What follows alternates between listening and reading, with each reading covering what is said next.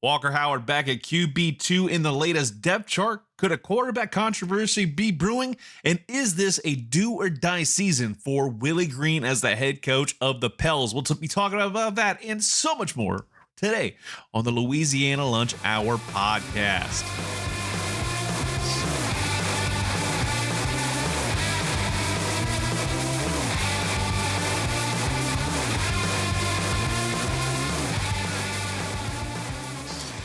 And welcome back to a brand new edition of the Louisiana Lunch Hour podcast. Each and every weekday, we give you the latest news concerning your favorite teams across the state of Louisiana. And we give it to you in a nice little bite-sized portion. That way you can enjoy it during your lunch hour. Maybe you can listen to it while you're drinking your first cup of coffee to start off the day. We got you covered either way.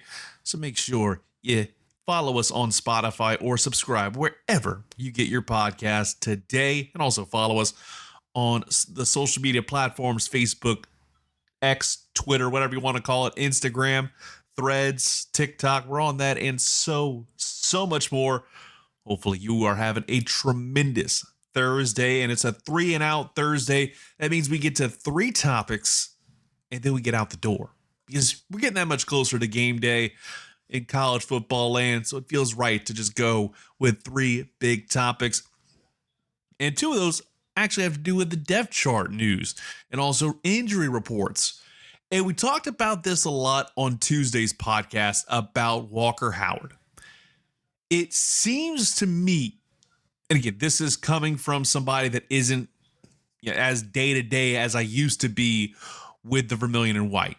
I used to cover this team very much so to a point where I was at every game.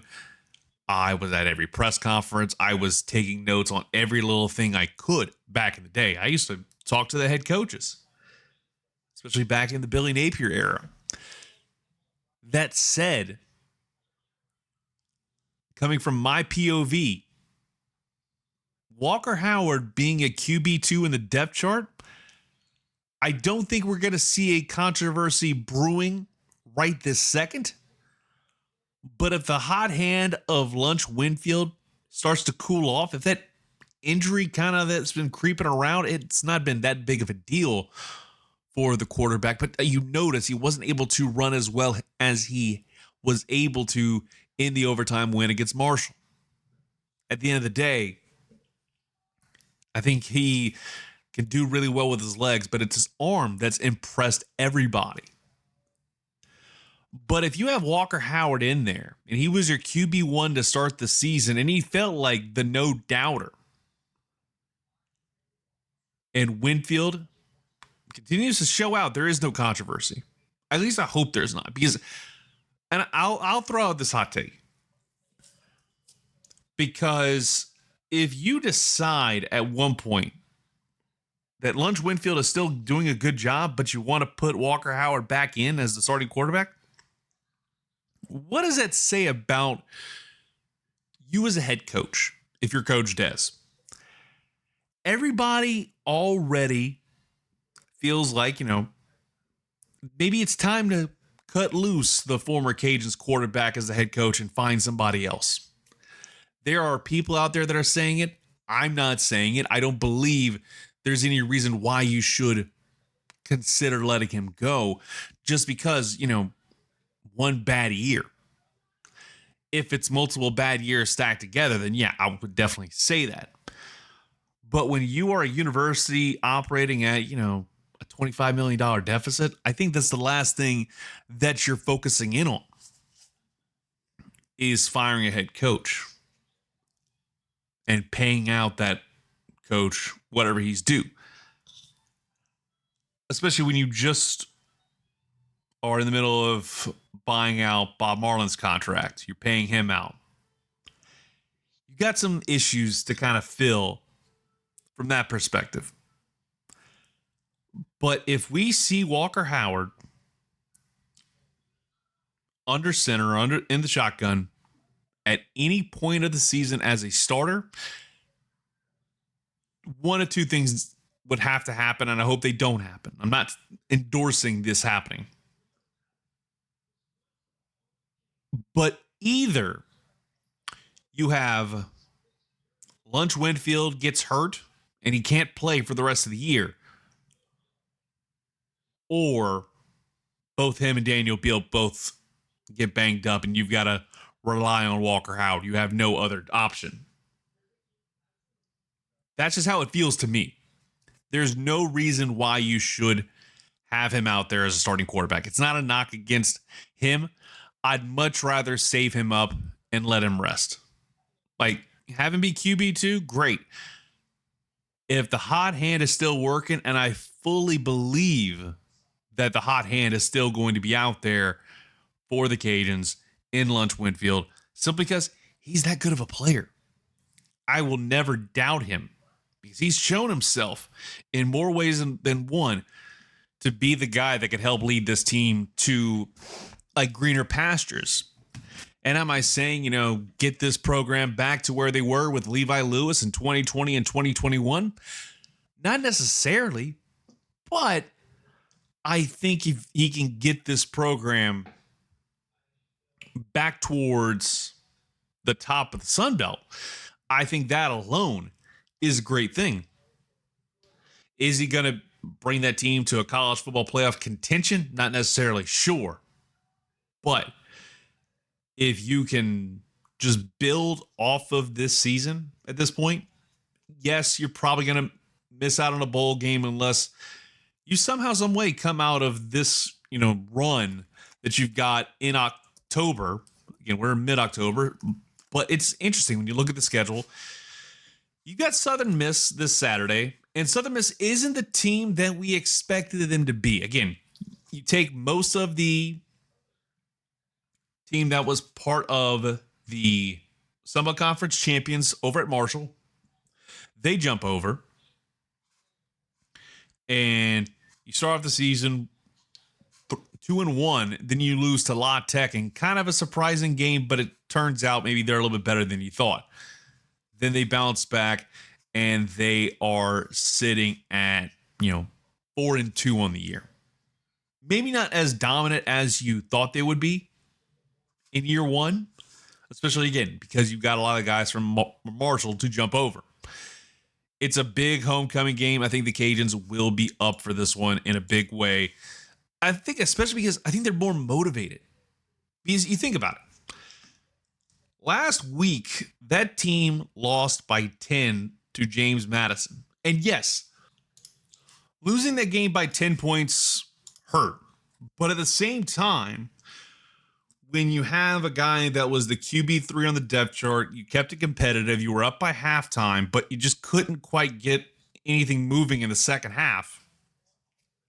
I think it's one of those is what it is type games. Yes, you lost. Yes, it stinks. But at the same time, you're against a pretty damn good JMU program. This isn't, losing to UL Monroe by 10 points.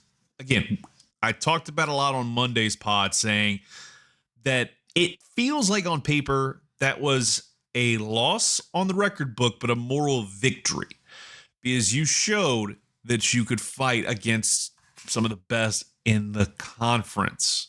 And that's all that matters right now at this point is showing that you can play against some of the best inside of your conference. You're done with non-con. The college football playoff dreams are out of the window. Then again, it feels like they're always out of the window no matter what. But you have to look at, what you're doing if you are the Louisiana Raging Cajuns. You've got a game against Southern Miss, and you take on Troy, South Alabama, who's inconsistent, Texas State, Arkansas State, who seems like they're more in the bottom rung of the conference, and then UL Monroe, which seems like a team that belongs in the FCS. Just going to put that very bluntly here. So right now, you've still got a fairly outside chance of doing this, but you could still make it to a bowl game. And at the end of the day, I think that is the goal for this team. Not getting to a bowl game definitely warms up the seat for Coach Des. I don't think it becomes scalding just because you miss one season, especially because there's no controversies that we're seeing, at least not in front of us. Now, if there's controversy brewing concerning the starting quarterback position, Walker Howard goes back in, I would not be surprised if Lunch Winfield says, all right, I'm bouncing after the season if that does indeed happen. I'm not hoping that happens. It just feels like you trusted me to get you this far and you saw what I was able to do. And if the hot hand stays hot and you push him down to QB2, I've got to think about my future if I'm Lunch Winfield. You know, the dude was making good NIL money over the last few weeks. If Lunchamania is still running wild, why not play the hot hand? That is a $1 million question. I think that a lot of head coaches would need to answer if they were in a very similar position. But I'll flip it over to LSU real quick because Whit Weeks is questionable for the contest against Vandy. Having your your defensive leader, your defensive locker room leader out for that contest, I think that hurts a lot. Because I believe that this LSU defense is pretty doggone good. I firmly believe that I like what I've seen from the purple and gold on defense. Yes, you know, you've got your offense that's been very middling, but I think Whit Weeks, as well as Wes, has been a big part of that. Harold Perkins obviously deserves a lot of love too, but seeing Whit Weeks on the injury report as questionable has to kind of make you think, don't tell me there's a chance where he doesn't play in this ball game, because I think he's a crucial point of emphasis for that defense. Amongst other players that were listed on the injury report, you had, again, Whit Weeks was questionable. You had Paul Mubinga was listed as probable. Bernard Good, defensive lineman, listed as doubtful. Aaron Anderson listed as probable. And then defensive end Jamari Butler listed as questionable. Again, it's not as bad as what I'm seeing for the Commodores. You've got Jamison Curtis, Chase Gillespie, Van Zale Hinton, all out. Drew Dickey, the quarterback for Vandy, out, but he's not really the quarterback. Diego Pavia is that guy, so that one doesn't necessarily matter all that much. In fact, Brian Kelly talking about Aaron Anderson, he said he's on the right track. He went the entire day. The load is good, and they kind of monitor these things for our wide receiver. So more likely than not, Aaron Anderson should be ready to go for that 11 a.m. Jefferson Pilot style game, which is kind of weird because I think at the beginning of the year, they always kind of throw LSU a bone with these 11 a.m. games against either Arkansas or Vandy. Now, this isn't your slightly older brother's Vanderbilt team. This is a Vandy team that is ranked 17th in the country. So 11 a.m. kickoff actually gives you a great opportunity to have a premier ball game that normally I think would just be a laugher and LSU steamrolls. I don't think that's the case. I think Diego Pavia is enough of an X factor that's going to give the LSU defense some fits, especially if Weeks isn't ready to go in this one. Seeing him listed as questionable alongside Jamari Butler, that could hurt the program's chances of winning that game. And this is a stretch run that is absolutely crucial for LSU. I think more so than anything else, because from this point on, you've got Vanderbilt, you've got fourth-ranked Texas A&M. The cult over in College Station is real. Then you've got Alabama, who's currently ranked 6th. You get a little bit of a break for the 2 weeks with Arkansas and Western Kentucky. And then you take on Oklahoma. And this isn't an Oklahoma team like you faced in a while. They are probably a little bit better, and they're going to make things just a little bit more difficult to wrap up the 2025 regular season. And I said it last week. I'll continue to say it until this team loses another game. And I feel like this could be one that they lose. As long as they keep winning, the goal of getting to the playoff is right in front of them. It's literally right there for the taking. They just have to handle business. But the road you have from this point on is extremely difficult because you're taking on three ranked teams in the next 4 weeks. Because, of course, you've got that November 1st, that legendary bye week. And I'm sure you'll have the bright lights going in Bryant-Denny Stadium. You just got to get over it and deal with Kalen DeBoer and handle your business. You're not dealing with a Nick Tater anymore in Alabama. You handle business there. You handle business against A&M and Vandy. The goals are right in front of you. The door's open. You just got to walk in and take it. I just don't think a two-loss LSU team, especially if they lose to A&M and or Alabama, if they go to 3 games, no chance at all of even sniffing a New Year's Six Bowl, at least in my heart of hearts, because there's some good teams all around the SEC and the world of college football. I feel like they seeing some. They have like a 30% chance right now of getting to the playoff. I would not be surprised if that number dips significantly heading into the bye week. I think this game is winnable, but with Weeks not being healthy, that makes me kind of feel like there is no guarantees. Just like in life, there are 0 guarantees. And I feel like wrapping things up here, there's no guarantees concerning the future of Willie Green. Because you look at his time as the head coach of the Pels. First year, gets to the playoffs, loses the first round. Does well in the play-in game, and then that's about it. See ya. Then the next year, 42-40, but still misses the playoffs despite being second in the Southwest Division. Make it make sense. Then 2023-2024, lost in the first round. Got swept. Then last year, everything, the bottom fell out. And this was for a lot of reasons. This isn't just, one little thing. It's just 2025 was the year of the injury bug. Like, you saw so many people go down with injuries all throughout the season. So it was just, you could not stay healthy. You couldn't get right at all. You started off sluggish and couldn't quite get over the hump in any of the months of the season. You started off the season 2-3 in October, wrapped up 0-7 in the last tail end of the season. You weren't 500 for like the entire season. 1-12 in the month of December. That's not what you want to see. And a lot of that, again, was solely because of injuries. You had to kind of improvise. You had to dump off players like Brandon Ingram, like Jonas Valanciunas. You had to get rid of those guys to make room. Getting rid of some really good talents like Dyson Daniels, Larry Nance Jr., getting to DeJounte Murray, who's been good. But losing and having to ship off guys like Brandon Ingram, it hurts. Because those were some very talented guys. And you needed to do that to move on.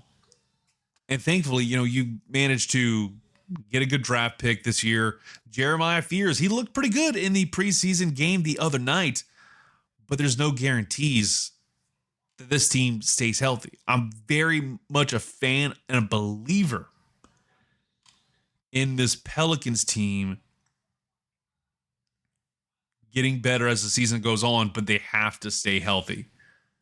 And one guy in particular that has to stay healthy in my mind is Zion Williamson. He's been the one where he hasn't been able to play a whole heck of a lot. He's been banged up for most of his career. Like, you look at his career statistics. The most he played was in 2023, 2024. And he still missed the playoffs. He played 70 games last year. He played 30. So in his entire career with the Pelicans, only 2 seasons, I should say, he's played in 60 or more games in a year. Or heck, we can even go lower. He hasn't played more than 40 games in a season, but in 2 seasons. 2020, 2021, the kind of weird COVID year, and 23, 24, where, if you remember what I told you, they missed out on the playoffs that year. Oh, excuse me, they lost in the first round and they got swept. And from what I can remember, I think Zion didn't even play in that tourney. But you have that season, and it just stinks to see the playoffs, you getting swept the way that you did by the Oklahoma City Thunder. They just got outclassed in that. But again, it's a make or break season, I firmly believe, for Willie Green. Because you set a standard at this point. Every other year you make it to the playoffs. And I think even if you make it to the playoffs, you get to the play-in, you move on to the actual playoffs, and you lose in the first round again, I feel like this franchise is like, all right, we need to move on. We need to find somebody else, because that's just not a great look for your franchise to just keep hitting your head multiple times over. I mean, we saw it about a decade ago with the Pelicans, where they kept hitting their head on the Golden State Warriors, and they kept having to deal with that for a hot minute. You know, it was just a mess to have that franchise run the way that it was. Because, like I could remember seeing the Pelicans, you know, during that Anthony Davis era. Whenever you had Monty Williams, they fired him after getting swept in the postseason. I wouldn't be surprised if history repeats itself almost 10 years later, or a little over 10 years later, I should say, that the same thing happens. Now, hopefully, that's not the case, because I would hate to see that for Zion, because he started off his career with Alvin Gentry. Then you had the biggest mistake you ever made in hiring Van Gundy. That didn't work out at all. And then you wound up getting Willie Green. And you think about it. Going through 4 coaches in a 6-7 year career, that's not going to instill a lot of good faith for you or your agents long term. Be like, yeah, look at how many guys you've gone through. I think you need to consider a trade. And we can't keep doing that if we're the Pelicans, because the fan base already kind of feels apathetic to a certain extent, because we're continuing to have, you know, a halfway decent season, and then you go back down towards the mean, or, you know, you regress further than I think we expected. So you need to have a good season if you're Willie Green. And I think a good season would quantify as 1, making the playoffs, and 2, getting past the first round. You do that, I think a lot of negativity surrounding the Pelicans, it goes away very, very quickly. Just full stop. That's how I see it. I could be completely off base, but that's where I kind of believe this Pelicans team is. In respect to what Willie Green's done, you know, he did get a couple wins in his first season in the playoffs. But you got to do better than that in 2025, 2026. You have to do a lot better than that to get the fan base behind you, but also get the front office behind you to stick around long term. Because, trust me, just like football, just like baseball, basketball is absolutely a what have you done for me lately type sport. And they will throw you out like yesterday's garbage very quickly. We've seen it a lot. We've seen guys win NBA championships, and within a couple of years, they're no longer part of the franchise for one reason or another. That's not the way you want to go out. I guarantee you that. But one way we want to go out is by telling you to go ahead and subscribe to the podcast wherever you get it, be it Facebook, X, TikTok, Instagram, YouTube, Spotify, Apple Podcasts, Amazon Podcasts, whatever. Just go ahead and hit the follow button. That way you don't miss an episode. And heck, why not enable the auto download feature on this podcast? That way, once you get on the road, you can listen to us wherever you go. You don't have to worry about burning up any data. And keep it rolling on and get into a big old football Friday. Get you my picks for the week tomorrow. So until then, we'll talk to you later.